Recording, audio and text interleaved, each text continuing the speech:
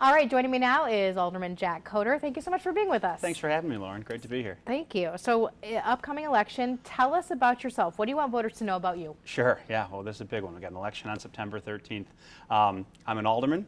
I'm a new dad. I got a 7-week-old son. I live in Soulard. I'm a lawyer by trade, and this is my first time running citywide. First time running citywide. Going to ask you about that. So what do you do? Do you think people know you? Or are you trying to get people to know you? Yeah, I mean, we're trying to get the message out. I mean, that is one of the challenges between the new election laws, this very strange September primary followed by the November general. It's different. So, you know, we're out talking to voters, going to neighborhood meetings, knocking on doors, making calls, trying to spread the word, understanding that this first round's important to show momentum, but the big election, the big fight is in November. This seat is empty because of your colleague's indictment in federal court. When you heard of those corruption charges and now that he's admitted to them, what do you make of that? I mean, I was obviously very disappointed. These are folks I served with for a number of years, and to think that they would, you know, be betraying the public's trust like that is just, it's unconscionable. And there's no excuse for it, and I'm glad they've stepped up and admitted what they did was wrong and pled guilty, and they're going to face some serious consequences as a result. Do you think that other corruption runs deeper at City Hall, or are there others to come? I don't know. I mean, the rumor mill's always swirling, and I know our mayor said that this is the tip of the iceberg, I think, but, you know, I have no idea what else is out there, if anything.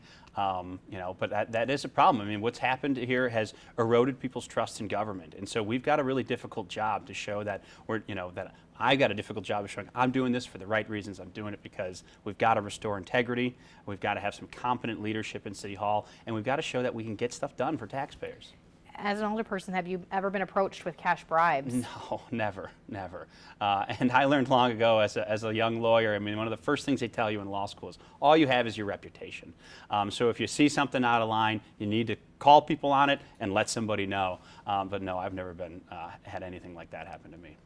Number one issue for a lot of city residents is crime. So let's talk about violent crime first, particularly gun violence. Should you win this seat, what would be some of the first things you would want to do to try to curb that? Yeah, well, the first thing I think we've got to do is we've got to have more cops on the street. We need more cops, we've got to pay them better, and we've got to hold them accountable. It's all three of those things. And so I was pleased to see that the comptroller came out with a plan, or I guess the outline of a plan just recently on increasing police pay and also pay for essential city workers.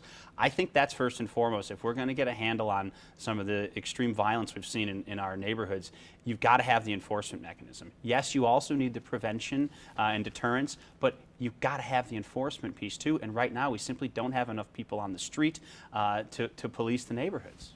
Others say capacity-wise, we do have a lot of police officers, and then maybe we're too top-heavy. Do you disagree?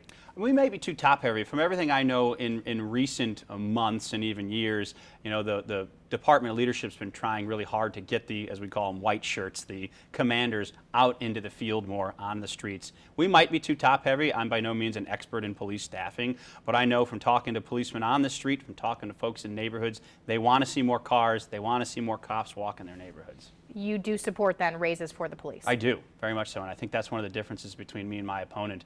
I squarely and firmly believe that we need more police. They need to be better trained and be held accountable, but the things we're talking about doing, you know, having social workers responding to calls, that's a great idea, but the reality is that takes more police resources. You're not sending social workers out into the field to deal with folks who are having a mental health crisis without someone to keep that social worker safe. So to do these bigger things, to address some of these problems that I agree don't always require a police response, the reality is they often require the police to be in the background.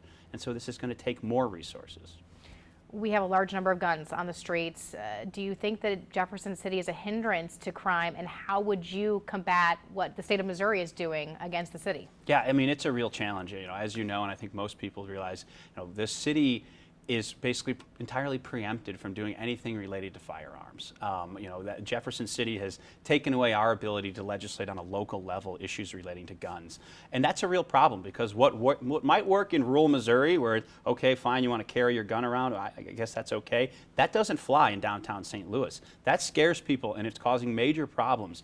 And I think we've got to have some honest discussions with Jefferson City, and that's going to take, I think, good regional leadership working together, both St. Louis, St. Louis County, and even our friends in Kansas City working together and telling the legislature, look, we understand you're all pro Second Amendment, but we can't have some of the rules you've got out in outstate Missouri, they just simply don't work in an urban environment.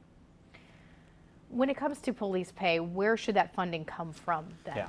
Well, so I think you've got to look at a number of sources. I mean, first and foremost, we have federal dollars. We have about $500 million we received. We've also got RAM settlement money. Now, again, you can't use all that money to just give raises because you're creating a long-term expenditure. But I think you've got to look holistically at our city workforce. And we've got shortages all over the place in departments. And say, okay, department, streets department, where you've got 40 vacancies, for example, and you really need 15 good drivers. So let's get you 15 more people, use some of that other money that's already appropriated to either give raises on top, and we need to be doing the same thing across the board on our departments, find savings so we can give the folks we have and the folks we need to attract to these jobs better pay. Because what we're doing right now is not working.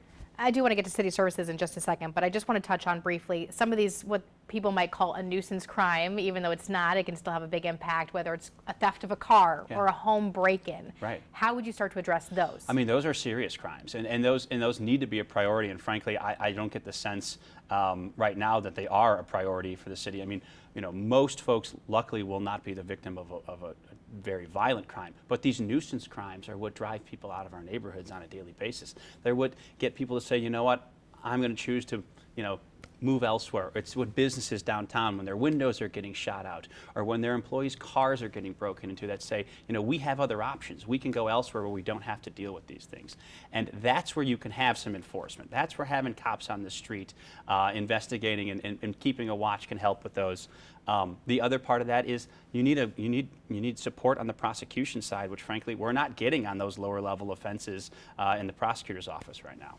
When it comes to these car thefts, do you think the manufacturers need to be held accountable, or do you disagree with the mayor on that? No, I don't necessarily. I mean, I don't think that's the root cause of all of our problems, but I mean, I see it firsthand every morning when I walk my dog. I mean, there's Kias and Hyundais littered around my neighborhood that have been stolen, overnight, and it's a problem. And I mean, I think, yes, the manufacturers of those vehicles in particular do need to step up because, I mean, there's clearly a defect. While it might not be a safety defect per se, while driving down the road, you're in trouble. If people are stealing these cars and using them for robberies or involved in hit and runs, that is a safety issue for the citizens, and these manufacturers do have an obligation to, make it harder to steal their vehicles. We hear complaints, I'm sure you do, about city services. 911, trash pickup, potholes. Yeah. Do you think city government right now is kind of failing its residents? I think for sure city government is failing in delivering basic city services. My inbox is flooded with complaints from residents and businesses who just want the basics to get done. They want the trash to get picked up. They want the potholes to be fixed. They want the street lights to come on at night when it gets dark, which sometimes doesn't happen. And most importantly, they want to know someone's going to come help when they have a problem. And right now, and you've reported on this, I mean, people are getting put on hold when they call 911 for life-threatening issues. That's not right. Being an alderperson since 2015, what would you say to somebody who says perhaps you bear some responsibility in not changing those problems sooner? Yeah, and I would say this, look, I was one of 28 aldermen, and I'm not going to say that as president of the Board of Aldermen I can fix all of those issues. It's going to take everyone working together. What I can promise to do is to be a consistent voice and a strong voice for those basic city services, especially as it relates to our public safety. The mayor, Tashara Jones, has endorsed your opponent. Yeah. Do you think you could work with her moving forward, or would there be tension between you two? I do think, I have to work with the mayor's office every day, and well, it's no secret she didn't support me for this race and hasn't supported me in some of my past elections. I have a good working relationship with her team. I have to. I'm the alderman of downtown right now. We've got serious challenges. When she's doing well and successful, that means the city's successful, and that's ultimately what I want to see. So I think my track record shows I can put politics aside and work with people. I do it at the Board of Aldermen all the time, and if elected, I'll set it aside and work closely with the mayor to get things done. Some people are criticizing the track record, though, whether it's not supporting the minimum wage increase and not supporting the $500 payments out of COVID. What would you say to people who say that you don't work for the people? Yeah, well, I mean, my position on the minimum wage in particular was consistent. What I always said is we need to do this regionally. We cannot have different sets of rules and wages for businesses that are competing on the city and county border. And as the alderman of a thriving area full of small businesses, I heard from those folks who said, this will put us at a disadvantage versus our counterparts in the county. And so my position always was, if we're going to raise the wage in the city, we needed to do so, make sure that it's effective when the county does the same thing, so we're acting together.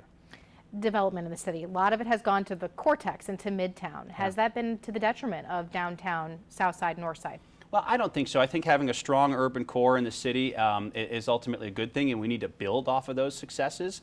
And while, yes, there's been a lot of development dollars and projects that have flown towards, Wash U and SLU and Midtown in particular, we've also had a lot of success downtown. In the last 10 years, the 7th Ward, which I represent, and I've been in office for 8 years, the 7th Ward has grown 23%.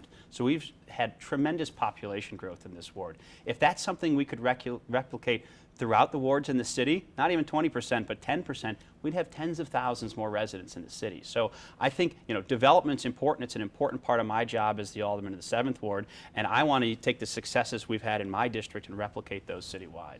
Do you think we need reforms in particularly the tax incentives to bring development to the city? Yes, definitely. So right now I think this sort of incentive process is somewhat backwards. Right now, developer approaches local politician and says, I want to build this project. What do you think? And without having done any due diligence, without having looked at financial statements, we're expecting aldermen, many of whom don't have a background in development, to make sort of snap judgments about whether or not they're going to support a project. I don't think that's how things should operate. And by the way, there's no law that says that's how it's supposed to work. That's just how it's always worked in practice.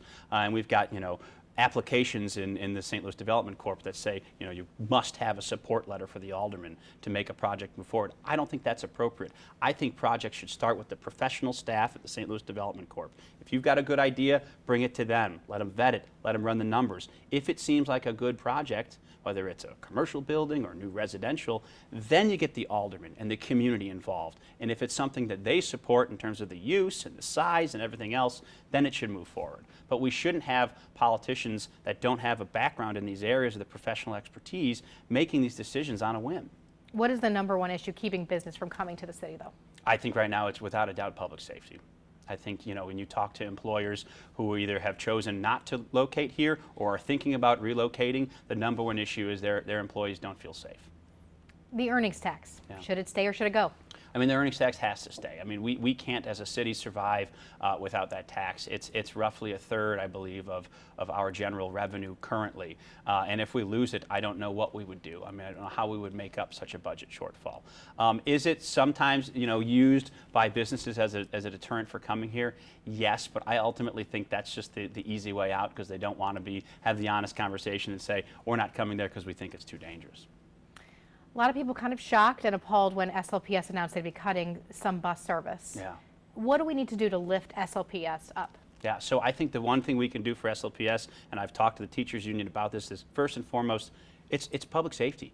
Look, we've got to be able to grow the city. We need more residents. We need more businesses that are paying taxes. That's what ultimately helps support the public school system.